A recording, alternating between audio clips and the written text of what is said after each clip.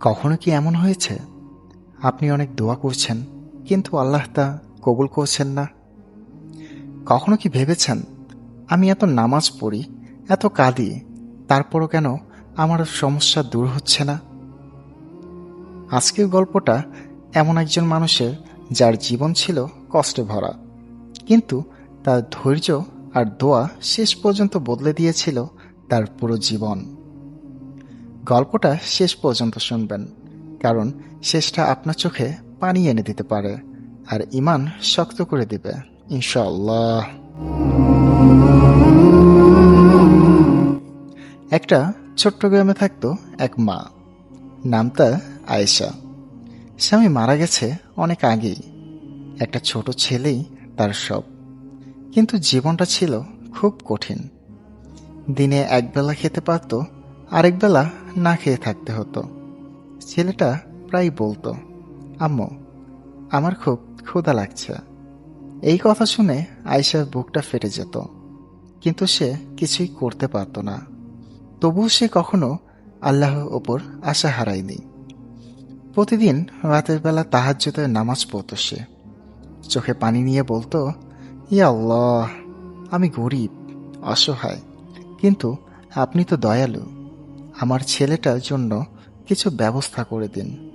হে আল্লাহ, আমি ধৈর্য ধরছি, আপনি আমাকে নিরাশ করবেন না।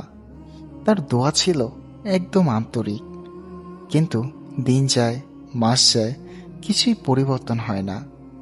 একদিন ছেলেটা অসুস্থ হয়ে পড়ল, জ্বর, দুর্বলতা, ডাক্তার দেখানোর টাকাও নেই।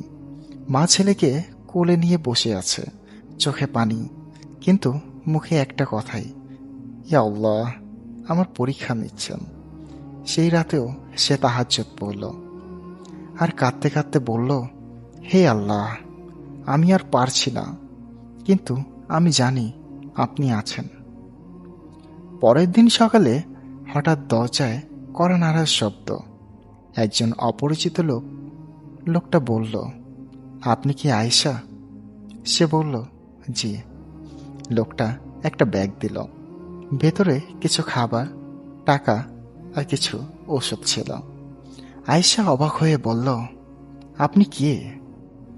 লোকটা একটা মুচকি হাসি দিয়ে বলল, আমি শুধু একজন মাধ্যম। আল্লাহ আপনার দোয়া কবুল করেছেন, সুবহানাল্লাহ। এই কথা শুনে আয়েশা কান্নায় ভেঙে পড়ল, সিজদায় পড়ে গেল, বলতে লাগলো, আলহামদুলিল্লাহ, আপনি আমাকে ভুলে যাননি।